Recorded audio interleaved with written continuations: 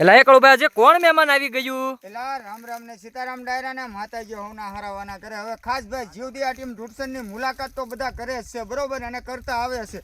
પણ આજે આ જે યુવાનો તમને દેખાય છે મજબૂત અને મક્કમ મન વાળા ઠેઠ નિશા કોટડા એટલે કે સાઉન્ડમાંના ધામમાંથી આજે આવ્યા છે. અને આવ્યા છે એટલે હું તમને આની એક વાત જણાવું કે સરસ મજાની ગામ સમક્ષ ના ગૌશાળા હાકે છે.